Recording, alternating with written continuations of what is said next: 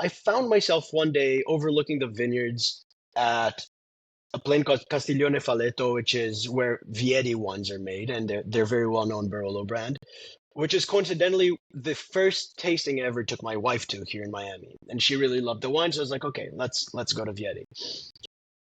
And I found myself overlooking the vineyards in a tremendous amount of peace, which I hadn't felt in probably 15 years. Hmm. So I didn't talk about this, but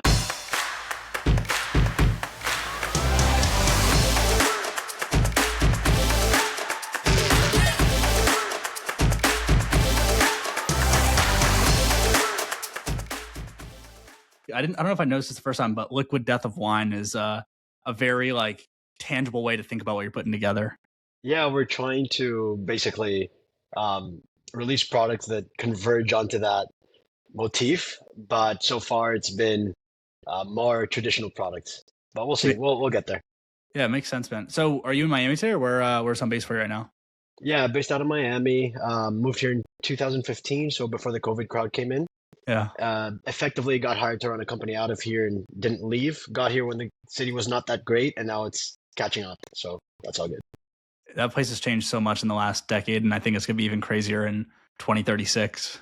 Yeah, it's insane because it like kind of jumped over a whole thing where now in Miami you have like no mid-range restaurants. It's not like this the kind of low-end restaurants starting getting better, better, better, and then reach a zenith. It's more like, well, you still have the kind of restaurants over here, and then all of a sudden, well, downstairs from where I am, there's a Massimo Bottura place, which is insane. So it's like either low end or high end, and just a vacuum here. Hopefully, we catch up to like San Francisco, New York, and fill that gap. Now, where were you before Miami? I know you went to Wharton for undergrad, but give us the kind of Bruno background. Bruno background, born and raised in Brazil. Was very fortunate to go to an international school there, a British school. Didn't want to go to British university and ended up coming to the US. Thought I wanted to be a banker, kind of incepted by my parents, I think, and ended up being very lucky to apply to Penn, got into Wharton, the business school, and ended up going back to Brazil to start, well, to be first employee at a company with a close friend of mine, which lasted about a month, and the person wasn't a friend of mine anymore after that. But after that, effectively 12 years with entrepreneurship, starting companies, leading companies. I spent the best part of those 12 years in a mobile gaming company I helped found. Yeah. Sorry, sometimes like Portuguese creeps in there. Living in Miami, my English has deteriorated like 50%. All good. But yeah, about a decade building mobile games with a couple of different projects thrown in there for good measure. Now, let me dig in here for a second. So I want to hear more about, was it Tweeds? Is that the first company you started for like a month? Oh God, you went deep. Yeah, so basically when I left the company, my friend co-founded, and by the way, that person is extremely, extremely successful.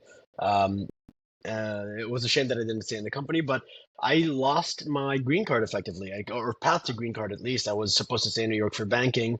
There was no way back into the United States, and so I was like, oh, I might as well try something here. And basically, out of the blue, emailed Andy Dunn, who was the founder of Bonobos back in the day, cold email to see if they were interested in going to Brazil. I was kind of into men's fashion at that point and effectively got a no. But if you want to come and talk to my BD guy, maybe we'll figure out if you can become a distributor there. Cool. So I went to New York, spoke to them at Bonobos, got nothing out of it, and just went like, whatever, I'll build it myself. So flew back home and then spent the next year trying to fundraise for that company. And just like a fresh out of business school guy, came up with a spreadsheet that I thought was the truth. And so I put it in my head that I wanted to raise $1 million. It wasn't worth embarking on this if I didn't raise $1 million. And lo and behold, as a 22-year-old in a country with no venture capital infrastructure, I did not raise $1 million. And about 9 or 10 months into it, despite having a good designer, a good brand, a decent team, I just decided it wasn't worth kind of taking the 50K I raised from this one individual, burn it, and not start the company. Well, Bruno 2025 would have taken that 50K and run, and kept on going and gotten something out of it. But back then it was a little bit too precious about my basically about the way people would see me if I took somebody's money and then burned through it and didn't accomplish anything. But something came out of it, which is the guy that was supposed to cut me a check um, took me on as a co-founder of the gaming company and later founded. So it was all good, all for the best. I love it. And I want to touch on risk tolerance, right? Because when you're 22 or 23 coming out of Yeah, school, trying to go build something's very different now when you have a yeah, kid and, yeah, living in a high cost living area. We'll touch on that yeah, in a second. But talk to me about Fantasy. So this person that was going yeah. to give you the funding for Tweed ended up saying, "Hey, come and check out this company I'm building, Fantasy." Like, what was that? What was that kind of experience? How did that Yeah. manifest? Well, it was a little crazy because the timing worked out perfectly. I got very lucky a few times in my life. This guy, let's call him Roger, um, played golf in the same club I played golf in. And if you know anything about Brazil, you know it's not a golfing country. And so we ended up meeting and chatting. And eventually I got his, let's say, offer to fund the company. And then the company didn't go anywhere. And he said, come, I have an idea for this company. He was one of the pioneers in the internet in Brazil. He had started kind of like one of these entertainment portals, we used to call them back there. But basically like imagine a mashup of like New York Times and a mini clip kind of thing back in the day. So you came on to read the news, but you played games, and that eventually got transformed into a media agency. But he decided he wanted to take the games part of it and kind of bring it to mobile. Hmm. Um, we had basically nothing. We used to meet at coffee shops, but this guy was experienced and he knew it'd work out. And eventually we got a little office, and it was me and it was him and I and three other guys, two of whom were also kind of business guys. And so we sat four entrepreneurs with one developer in a room. And needless to say, in the beginning, where there was no monetization at all, there was a lot of headbutting. So eventually, after like a year and a half, I left and took on two other projects and eventually came back when the company, after a couple of the business guys had left and we had more developers making real games, started to take off in 2015, and I eventually got back into it and spent the next decade there. It's funny you bring up mini clip games because I reference that site all the time, but no, like Yeah, there's diminishing return. Like less and less people know what that is. yeah, Now, tell me more about that experience. Right, this was a couple years into the whole mobile gaming industry. I yeah, imagine it was a lot more nascent in Brazil than it was in a lot of other yeah, Western countries. But what was that experience like? I mean, there was so much changing. Obviously, that was like peak Temple Run and Angry Birds. What was the 100%. go-to-market strategy that you guys were running to try to capture mind share? Was it just LATAM or in Brazil, or how are you guys thinking about go-to-market then? Well, our company has always been global. So back then, back then, two out of the four co-founders of the company, five co-founders of the company, had a background, like, had gone to college in the U.S., right? And so we're always looking at the American market. And back then, there was this whole shift from the Facebook games that you used to play online into the mobile space. Um, the idea was always to start mobile because, again, from its DNA of the CEO, he always wanted to be at the cutting edge of everything. And so we decided we were going to go mobile first. And he actually had a stable of word games that he knew had worked from his previous life as a kind of aggregator of games on his entertainment portal. And so we chose the simplest one to basically put on mobile.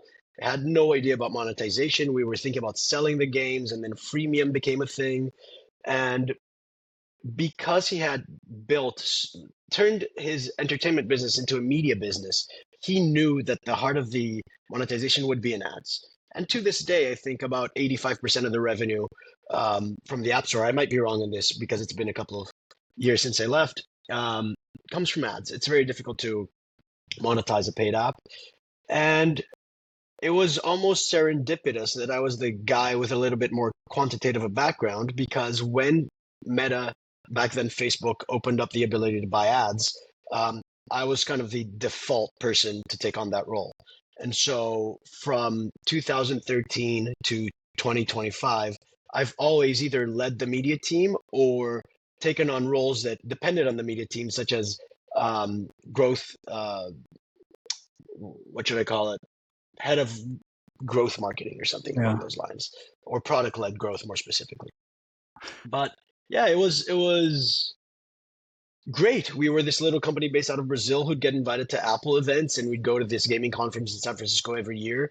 And very validating because all these co-founders were probably some of the most, I don't want to say most well-educated entrepreneurs in Brazil, but it turns out to be true. And so we were always pushing the envelope, learning new ways to arbitrage the algorithm, and we grew pretty rapidly. I mean, by um, I don't want to say revenue numbers here because I haven't okayed it with the CEO, but basically we doubled every year from 2015 till 2020.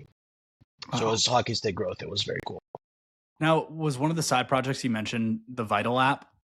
So that's one of the things I did during my hiatus moving back to the US. I Okay. spent a couple of years in Brazil. That's when Fanity was founded, and really realized that it didn't fit into Brazilian culture anymore. I mean, one of the biggest opportunities in my life was to go to Penn. Um, Once I did that, I realized how high the bar is in the US. I was always kind of studious in high school, but, and this is the part that sometimes gets me once companies get very large, I'm an 80% guy. I do as little work I can to get things done and not perfect. And once you get to college here, 80% doesn't cut it. 80% is probably a D at Penn.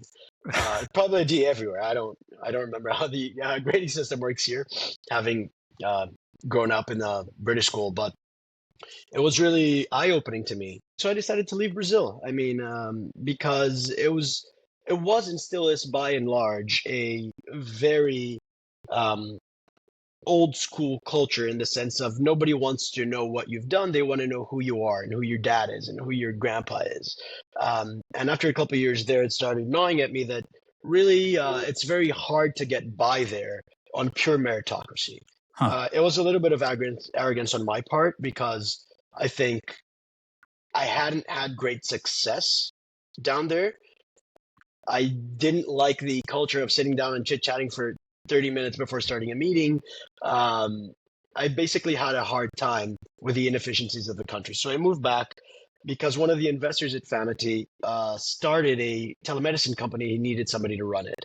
And so Vital App at the time was a little bit ahead of its time, but we essentially said, well, there's a massive community of immigrants in the US. Some of them don't speak English as their first language, and it's really tough to have a conversation with a physician if you're not speaking your own language. I mean, to this day, my parents who live here still go to their doctors in Brazil because that's what Mm. they feel comfortable.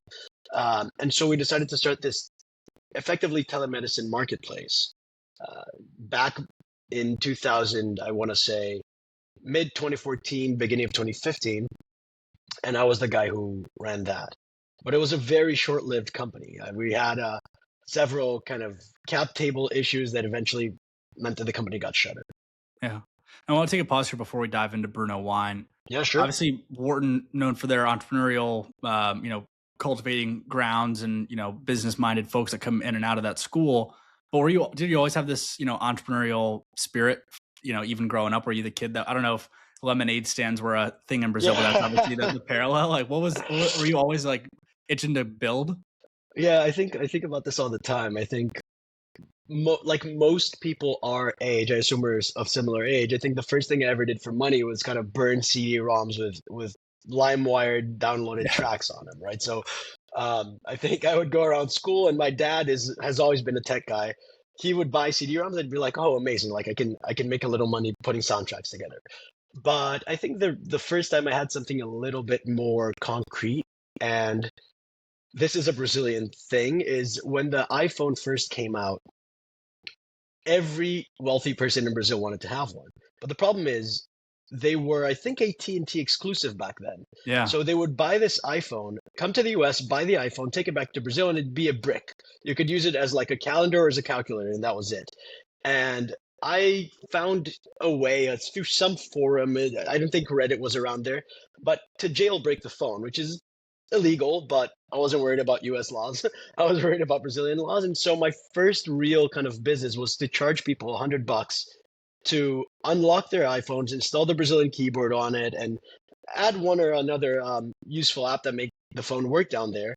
And I probably did that for like a year before they got a contract in Brazil with some of the operators, and then that was gone. That arbitrage was gone. But that was the first thing. And to answer your question, I mean, I was listening to some guy the other day that says, well, entrepreneurs that work are usually a combination of having a very strong inferiority complex mixed with a strong superiority complex. And I think that's just the perfect description for me. It's like I grew up, I was a nerd. I changed schools once and I went from being kind of cool to being super lame. Uh, and so it was a little bit difficult for me to just accept the status quo because I knew something had to change. I didn't want to Yeah. be nerdy, right? And on the other hand, because I was nerdy, I would look down on people. It's like, I can do better than this guy. This guy doesn't know what he's doing. And so it was a mixture of, oh my God, I can't work for other people, which is the superiority complex, with the I need to prove myself. And so it gives you the drive and it gives you the reason, right? Yeah. So I think that's a pretty useful, albeit unhealthy way to think about it. And I like it. I always knew it was in my future. As a quick sidebar, I mean, I imagine Yeah. if I asked most of the Brazilian populace who they look up to from a Yeah. business perspective, they'd probably say, Brazilian Ronaldo or Ronaldinho or someone of that vein. Is there anyone in, whether it's a Brazilian entrepreneur or even someone in someone else in tech or entrepreneurship that you look up to that's kind of like your North Star, even maybe balancing that inferiority superiority complex? Yeah, I mean, I have a hard time answering that question because different people have different traits that I respect. It's a cliche to say I have no one hero, right? Mhm. But I think the guy I most respect is actually in Brazilian entrepreneurship, at least my old co-founder CEO, who really taught me one of the most valuable lessons I've ever had, which is you can do well in business while being a good person. And the way we ran that company was always extremely pro employee, pro happiness, pro doing things the right way, which sounds basic, but it sounds basic to an American, right? Yeah. It's not basic in Brazil, where basically if you sneeze, the labor laws will come and get you. And so this guy had been in business for, I don't know, 25 years, never gotten sued, never gotten named in any labor lawsuit. Which is a lot to say down there because their incentives are all in place for that to be kind of the bane of your existence. So his example was one that I try to follow up on until today. That wasn't good English, but forgive me. I got you. And I mean, it's funny again, like, I don't necessarily take other entrepreneurs as examples. I look at Shark Tank and it does nothing for me. I don't like the way it's run. I don't look up to those people. People who I look up to, I mean, when I was applying to college, the actual question in the common application was, who's your hero and why? And it's a weird answer, but I told them Freddie Mercury, right? I think kind of, I've always had an existentialist bend. And when I think about the just will to go on, knowing that everything's not going to be all right, I think that's what gives me drive and hope, right? Mhm. It's just plug on, plug on, plug on. I think to your point about the superiority complex, it's almost that delusional optimism that a lot of, I think the most successful founders have. I think it's there's some words the opposite of, it's like one step past optimist. It's like, everything in the universe is conspiring for me to succeed. And I think that a lot of the best truly believe that. Yeah, I don't really necessarily believe that it's meant for me to succeed, but at least I know where I want to be. I think it's a little bit of a lot. And again, because of the inferiority complex, I look around and I go, especially living in Miami, this is the best place to be for that. You look around and you go like, this guy? He drives a Urus? Yeah, exactly. This guy drives a Urus? What am I doing? And so it's pretty useful in that regard. Super interesting. I like asking those questions. It helps to kind of dig into individual psychology, and then that helps Yeah, me frame up Bruno.wine now. So talk to me fair about the enough. end of your tenure at Fanity, and then what Yeah, that brainchild was to get Bruno.wine started. I mean, yeah, I spent again the best part of 10 years there, and it's a DNA thing where some people were born to be builders, some people were born to be optimizers. And like I said, my thing is the 80%, not the final 20. And so after about a decade at the same company, when things started kind of turning into a um, optimization problem, I started getting a little bit unhappy. And my CEO, again, uh, to uh, to his credit, pulled me aside one day and said, like, man, I can tell you're not happy. I can tell you're not happy. You're so good when you're starting things. Why don't you go look for something else to do? I'll give you a year to figure it out. And look at the generosity there, right? Yeah. So I started thinking about what I wanted to do, and coincidentally, I had gotten married that year, and we went on a honeymoon. And part of the honeymoon that I negotiated was, oh, I want to go to Barolo because we were going to Italy. We were going to the Dolomites. My wife is in love with that place, and I found myself one day overlooking the vineyards at a place called Castiglione Falletto, which is where Vieri wines are made, and they're very well known Barolo brand, which is coincidentally the first tasting I ever took my wife to here in Miami, and she really loved the wine, so I was like, okay, let's go to Vieri. And I found myself overlooking the vineyards in a tremendous amount of peace, which I hadn't felt in probably 15 years. Hmm. So I didn't talk about this, but when I during my hiatus at Vanity, I worked at two places. One of them called Scope Brazil, where I was a country manager. The other one was Vital. And because I was a country manager and I was 22 years old, this was a media company, and we were doing work with the Olympics. Back then, the company was effectively in charge of counting up Twitter votes for American Idol here in the United States, in Brazil for the Brazilian Olympic Committee. We did things like putting people's pictures up on jumbotrons on stadiums, and I was the only person on the ground, which meant if we got a meeting with Globo, for example. Globo is the biggest television channel in Brazil by far. It's I don't want to say a monopoly, but it's definitely part of an oligopoly, and they're the biggest player in the oligopoly. Um, I was sitting in front of the executive producers, some of like Big Brother, for example, in Brazil, trying to pitch him, and that meant I had a lot of pressure on me, and I quickly developed a history for and propensity for anxiety attacks. And so for the next effectively 10 years, I had to deal with that and always had to travel with anxiety medication somewhere around me, regardless of what I was doing, if I was on vacation or not. And I felt the feeling of peace at that vineyard that I hadn't felt for the previous 10 years.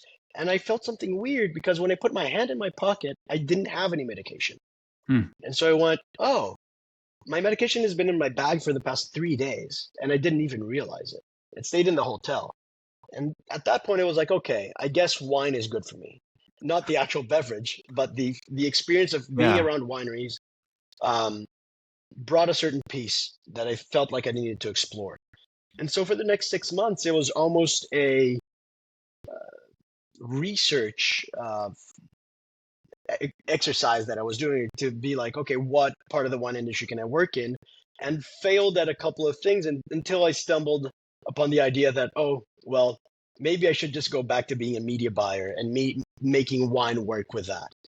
So this is effectively where the journey began. And very quickly, I realized that because of the laws in the United States, I had to focus on one specific part of the wine industry, which was effectively production. Yeah. And so once I had the media buying in hand, and once I knew I was going to have to be a wine producer technically, then it was a matter of, okay, what are we going to do from here? Yeah. Does the 3-tier system for alcohol distribution, does that not exist in Brazil? It doesn't. And as a matter of fact, I think the US is the only place that has something like this. Hmm. I know that in Europe, wineries are allowed to sell basically to whoever they want. In Brazil, the importers are allowed to sell to whoever they want. And so it's actually been funny because obviously the first thing that I did when I started fundraising was to call up my friends in the country in Brazil and tell them what I wanted to do. And nobody understood. And the reality is, this business basically only exists because of the three-tier system. Hmm. It is a complete um, work around the kind of systematic attempt for the distributors to control the industry, which has been institutionalized here, to try and control their relationship with the final consumer, right? Other industries weren't necessarily able to do this. So if you look at the mattress companies that try to go direct to consumer, they all eventually went into physical retail. Bonobos is a great example. They went into physical retail and eventually into wholesale. But I thought that wine could have a chance of existing exclusively in DTC because hopefully it's a recurring product. Yeah. People drink wine every whatever insert time here, day, week, month, and if you're able to supply them with enough variety, then there's no reason for wine not to be a recurring thing. I love it. Now, so you had this sense of peace on your honeymoon. You had Yeah, 6 months of research. You go back to your old boss, call him Roger, and you say, yeah. "Hey, I'm doing this." Did he give you any sort of like friction, or say like, "This is a silly idea," or say, "Go run with it"? What was that experience like? No, he's pretty crazy himself, and I'm not sure he necessarily understood what I was proposing. He's not a huge drinker, but it was I was very fortunate. All of my former co-founders contributed to the kind of friends and family round I was putting together. So uh, that was one of the greatest positive signals I had was to say, okay, I've worked with these people for 10 years. Nobody knows me better than them. Yeah. Um, Half of them are still based out of Brazil. They don't even know about the wine industry in the US and they didn't care. And they just said, okay, here's some money. Um, Go and spend it however you think is prudent. And they've never ever asked me to ask, never called me to ask how I'm doing, what's going on. They just trust that the money is going to be multiplied someday. So thank you guys. Now, what did that initial idea look like? Is the Bruno wine that exists today the same idea Yeah, that was at no, inception? no. So when I was trying to figure out what to do originally, I sat down and my wife was 7 months pregnant probably at the time, and well, not back then. She was maybe actually 1 month pregnant or 2 months pregnant, something in the very beginning. And I said, well, I don't want to work as a harvest intern for 3 years in a row, right? Like, and I have a family to keep, and harvest interns don't get paid that much. So what can I do? And the first thing that came to mind was like, oh, I've only ever had one decent kosher wine in my life. And if there's something that I can do is like, well, I can effectively use my Judaism to start the second like kosher winery, um, and start it somewhere where the wine industry is growing. And the thesis back then was, oh, well, Oregon is the only state in the US that both grows in volume and in price every year. California is on the decline in terms of volume, even though prices are still super high. Washington State was declining in both price and volume of wine. And so I decided to start a search fund and worked on that thesis for about 3 months, thinking about, well, if I started a kosher wine brand, what would that look like? And what is my criteria to actually find the target? And before I actually sent out this like 60-page prospectus, I decided, well, you know what? Like, I like wine, so I might as well go visit some wineries in Oregon and see what's for sale. And at the last day, in the last winery of that trip, found one that in theory checked all the boxes, right? It had about 115 acres of land, but the owner had only planted 15 of those 115. Um, the owner wasn't selling because he was under duress. He was just retiring, and his kids didn't want to take over the winery. His wines had received high scores by critics in the area, and they had very local distribution, not national distribution. So if you're talking about a search fund opportunity, that was perfect on paper until you started to ask the right questions, which is, why haven't you planted another 100 acres if you have the space? How much would it cost to plant those 100 acres? And still, so you start realizing, well, I'm going to have to spend another 5 million planting out these vines. And can't happen now. It has to wait 2 years because they used to have Christmas trees planted on the land, which is now depleted. And so and it's going to take 4 years for the vines to grow. And then you have to make sure that the weather is perfect when you're gonna pick. And so I started doing the mental math. I was like, oh, okay, I realize now why people say that the three things you should never invest in are wineries, restaurants, and airlines, right? It's just a horrible, horrible business model because you have extremely high fixed costs, extremely low variable costs, and you're at the mercy of weather. So I quickly gave up on that. But looking back at the perspectives I written, the core thesis of it was, well, young people aren't drinking wine as much as they used to. My theory was it's because wine has absolutely no presence on the internet. So I am going to be the person who puts wine in front of them in the way that they understand. And for the kosher wine, the thesis was, oh, it's healthier than organic, right? It's kosher. It's a double whammy. So I'm going to go into the health aspect, but then quickly just dropped that and started building the thesis for the actual brand that we ended up building. I think that creating a search fund with the intent to acquire a winery might be the most Wharton thing I've ever heard. But yeah, exactly.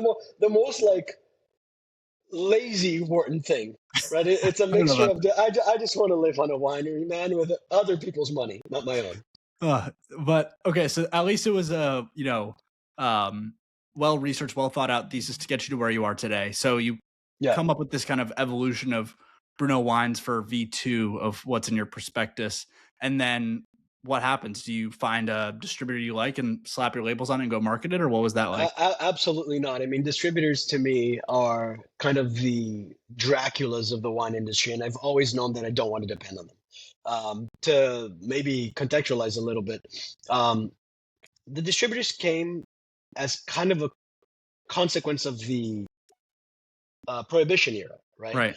Where once the Prohibition era was done, people would be making gin and whiskey and stuff in their bathtubs, and people would be dying from whatever was in it, right?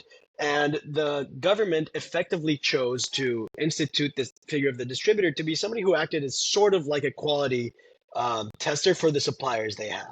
Mind you, the distributors were bootleggers during the Prohibition. Right. They kind of evolved into legality. And to this day, there's still a little bit of that gung ho aspect to the way they work. So again, like in the past, during the zero interest rate policy era, the distributors realized that it was much cheaper to buy other smaller distributors and grow that way, non-organically, than it was to find good suppliers and grow organically. And so 2026, there's basically 3 or 4 guys that distribute 80% of the volume in the market. And I knew that if I started something, they wouldn't even see me because our volume was irrelevant. And secondly, if they did see me and they wanted to kill me for some reason, if I was taking up space of one of their other SKUs, they could just get exclusivity over my distribution and then just kill me by not selling my wine. And so I knew there was never a path. At the same time, I got very lucky. I was at a wine shop one day, drinking and talking to the wine shop owner, and some guy was sitting next to me overhearing my ideas, and he said, "You need to talk to this guy, LJ. He's the best. He's a consultant. He's out of Portland, Oregon. You just have to meet him." And out of sheer luck, I called this guy up, and it turns out that he is a Willy Wonka of the wine world. He's worked as a winemaker in New Zealand, in France, in California, in Oregon, but he is so high energy that he doesn't have the interest in putting something in a barrel, waiting for 16 months, and then popping the barrel and seeing what he made. He's a AAA winemaker who was trained by the absolute best, but he just needed 10 other side projects, right? And so I became one of his side projects, and I told him, "Listen, man, I have this idea. It's crazy. Nobody's done it. Everyone tells me I'm going to go broke." Literally, I went into a Reddit telling people that I was going to start a wine brand without a winery and that I was going to go about it without distributors and started an AMA. And within 6 hours, I was banned from the wine Reddit, right? Because the people just went absolutely insane, started effectively all capsing me. And it turned into like just went sideways. So that's where I started from. And LJ went like, "Okay, I'll take on the challenge." And we started by effectively calling up wineries that he knew and saying, "Hey man, like, do you have any wine left over that you can't sell to distributors? Like, Bruno's going to buy your leftover wine. It's going to be one pallet, effectively like the minimum amount of wine you can buy, a finished wine you can buy as opposed to buying it by the barrel. And that was it. I got some money from that was left over from the friends and family round, which was meant to get us to a prototype stage. We bought one pallet each of 5 different wines and tried to run some ads on that. And for 3 months, did absolutely nothing. What changed? Well, a couple of things. So, to be honest, the what changed, we got a little bit more money. I was forced to make a decision between letting the company die because we weren't able to get a pre-seed round in, or to sell some equity in my old company at a massive haircut. And I went with option B. So I kind of kept the company afloat while we tried to figure out what was going on. We put our MVP out November 2024. And for the first 3 months, we sold exclusively to friends and family. Our conversion rates neared on zero. When I got a sale in a day, I was celebrating with champagne at night. And by February 2025, all of my friends and family had bought wine. And so it was effectively no revenue. I think we ended up with maybe $3,000 of revenue in February 2025. And I took a risk, which was I gave up on the website that had been designed by this mega amazing creative agency out of LA. And they're still mega amazing. I just briefed them poorly and ended up calling a former teacher of my wife's. My wife took a course at a design institute here in Miami, Instituto Marangoni. She knew this Israeli guy that was our age and was somehow teaching. So I knew he was probably a prodigy. And I was like, hey, man, like, do you want to redo my entire website for equity for zero money? And he was like, okay, I'll do it. And by mid-March, we relaunched the website, immediately saw conversion rates going up. And by April, I hit my first piece of creative. So we went from maybe $15,000 of revenue in March to $55,000 of revenue in a month, which forced me to sell my car to buy more wine because we sold through that entire kind of MVP of the original wines we had. So it was a flip a coin and you're in business. And now what's changed between, March, April to today? Is it just you kind of have the go to market mechanisms down, volumes? Like where are you guys at today? Yeah, it's still a struggle every day because, like I said, in the beginning, we didn't buy enough wine to really have inventory. And so, if you think about the wine business in general, it's a business where you have one inventory turn a year, Yeah. right? You have one harvest, you make the wine, and that's it. There's more wine next year. It wasn't meant to be done the way that we're doing it, which is having 3 or 4 inventory turns a year. So we had to be very strategic about what we were going to do. If I decided to sell a 2023 Napa Valley cab and I sold out of it, then that's it for that SKU. So we ended up taking a very different track, which is to say, we're going to have core SKUs that are not the wines, right? I'm going to have a wine, an SKU that's called Forget Napa Cab. What is Forget Napa Cab going to be? It's going to be a Cabernet from Sonoma, from Washington, from France, it doesn't matter where, but that SKU is always going to be my SKU that represents the best value Cabernet for about 45 to $50. And so whenever we sold out, we had to go out to the same winemaker, hopefully, and say, do you still have more of that wine? But if they said no, then we would have to find another winemaker. And what we've done in the meantime is transition from, hey, do you have leftover wine to, hey, I want you to make wine for me in this profile, and I need X many cases of it. But it's still a challenge because we never know how much. And so it's been a perpetual kind of problem to run out of wine and have customers who have bought that wine in the past say, I don't want your new one, I want your old one. And I don't even have the new one. We sold out of the new one too. So the challenge is tremendous. I've obviously never worked with a business that had inventory before. Gaming is basically a zero marginal cost business, and this is a very high marginal cost business, which means that we're also effectively perpetually either raising money or taking on debt, which is something that I never anticipated having to do. So it's been a challenge to maintain growth. But as they say, it's a good challenge. We might always have 1 month runway in the bank, but it's for a good reason. Good. And you're enjoying it? as much as one can. I mean, like I said, it's a good problem to have. It's still a problem. Yeah. So I think the enjoyment comes from getting positive feedback from people, from seeing your idea kind of coming to life. I've in the past had a few different business ideas that I didn't act on because I thought they're too hard to execute on. I remember being in entrepreneurship class in probably my junior year in college and working with a buddy on a project that was, oh, what if you could call black cabs in New York with through an app, right? And we sat on it. I mean, it was like we're not going to reinvent transportation in the U.S. and had to kind of swallow a bitter pill as we saw Uber doing Yeah. extremely well. Um, Mind you, I'm not the kind of personality that would have been able to execute on that company. It takes a harder man than me. But this was one that I said, okay, I have everything I need in order to build it. I have this thesis, and we're seeing the thesis come true, right? Awesome. And I think looking at our KPIs, seeing that, for example, last month, over 50% of my revenue was from repeat buyers, um, just makes it all worth it, knowing that you're not building Fugazi, you're building a real company with real products that people like.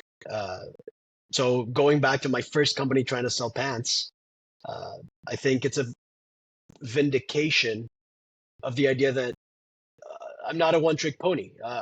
So that makes me happy. Results make me happy, but the day-to-day is a grind. I'm not going to lie. Yeah. And I alluded to this earlier in our discussion, but again, risk profiles changed from when you were 22 trying to Yeah, sell pants to today with a kid yeah. and family lifestyle going on. So what's that, adaptation been like for you as an entrepreneur? Like I think again, tremendous luck in the change of the venture industry actually throughout my lifetime. It used to be you started a company and you would never get funded if you were taking home a proper salary. Um, I remember kind of like the glorification of the ramen days, right? The Yeah. Airbnb guy sleeping on the floor eating ramen. And 2026, it's not something that's so frowned upon anymore. So I built it into my business plan from day one. Listen, I'm not going to pay myself a great salary. I'm going to pay myself a below average salary, but I will take on a salary. Yeah. So it's not as if the kind of risk is 100%, right? But it's been diminished by that. And obviously, when you're 22, I mean, I don't even have to say anything. You have no risk. Yeah. And I remember, well, two things that really changed my life.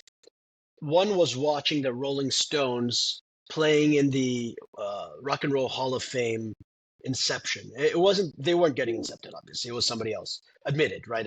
Maybe that's I the got you. I'm I looking got for. you. But uh, they were on stage, and behind them there was a jumbotron that was them playing at like 25 years old, while the 70-year-olds played in front. And I'm looking at that, going, "Oh my God, I have to appreciate my youth. I have to do things while I'm young because not that they're not great still, but there's no comparison between a 25-year-old rock star and a 70-year-old rock star. I want to be Yeah. the 25-year-old." And probably the same year we had, I can't believe I'm saying this, but Bill Ackman came to a class of mine to give a speech on entrepreneurship. And he was telling us about the story how he started his hedge fund when he was 25, straight out of Harvard. And his life was changed by somebody who he took a meeting with, who told him back then, just because you're young doesn't mean you're wrong, right? And so, again, out of the superiority complex thing, I held on to that like it was my mantra in life, just because I'm ranked as, which means I also sat through many meetings where older people than I, with a lot more success, would tell me, "Who are you? You're arrogant." Um, but it made me have the courage to follow through. Um, I think I also have a different definition of risk, right? When you're 22, you're worried about, oh my God, I'm gonna lose face. I'm gonna lose my parents' money. It's going to hurt me in the long run. If I start something and fail, I'm always going to be a failure. Um, at 35, I don't care about any of those, right? And when you're starting a company, you don't even really think, oh my God, my risk, at least in my case, my risk is going to be A, reputational, or B, financial.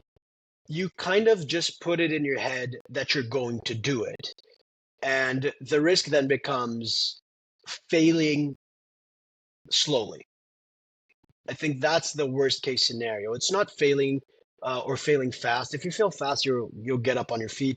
But dragging your family through the kind of laborious, painful process of starting a company, where you're absolutely going to prioritize something that isn't necessarily them. They're not going to understand the emotional pain you're going through. That to me is the risk. Very interesting. Now, maybe as we round out here, what's ahead for Bruno.wine? It seems like you guys are getting into strategy. You've got 50% repeat customers. You're starting to figure out what you need from a volume perspective as it relates to buying. But what's on the roadmap for this year? Like, where do you see this going over the next couple of years? Yeah, I mean, we're fully planning on becoming the next $100 million wine brand. I tell everyone that. I didn't start this to be a lifestyle business, although I'm happy to dedicate the next 20 years of my life to it. Yeah. Right now, I think everything is very high touch. I still answer customer emails. I try to speak to people as much as I can to understand how they feel. And we're very lean. I think we're going to continue to be very lean. I want this to be effectively like a 5-person company with a lot of AI involved. I don't think there's much in the way of that. But the plan is to really keep growing, keep serving customers well, eventually have same day delivery. And that's on my roadmap for this year, because really the only way to make money in DTC is having the lowest variable cost possible, right? People say, oh, you need a good product. Fine, you can have a good product. You can have good picking, packing rates. You can have whatever you want. But if your shipping doesn't work out, then you're going to go bankrupt. And I think that's what a lot of companies figure out over time. So we want to have people in Miami be able to order wine today and get it tonight. We're building this company for a young consumer who doesn't necessarily want to wait a week for their wine.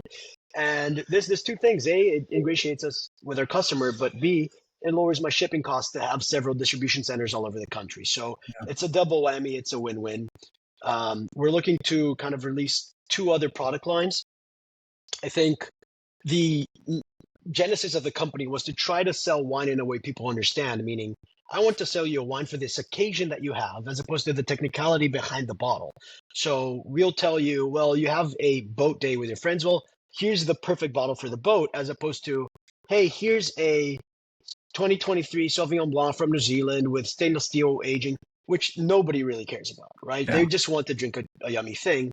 Well, we've kind of addressed one side of the market, which is the special occasion bottle, right? It's a 750 ml normal glass bottle. There's not much to innovate there, but that's where the demand is today.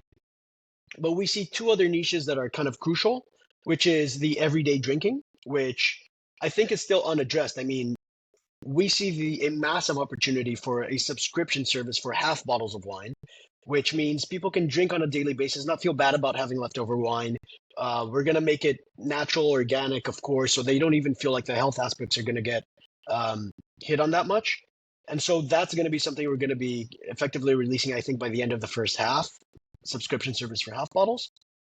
And this covers the everyday drinking. And then for the kind of out of home, we're working on something that is in the world of a wine in a can, and really why we have the gall to compare ourselves to Liquid Death, because we do have an SKU we're planning to launch by end of year that is a Liquid Death analogous version of wine, where you take this kind of commodified product with great branding and take it to the masses. So it's a big year. It's going to involve a lot of fundraising, but I'm hopeful that we're going to be able to kind of reshape the way that wine is purchased in the US. It's awesome, man. What's the best place for folks to come buy some Bruno.wine? Bruno.wine, as simple as it gets. Easy enough. And then last question for you. Yeah.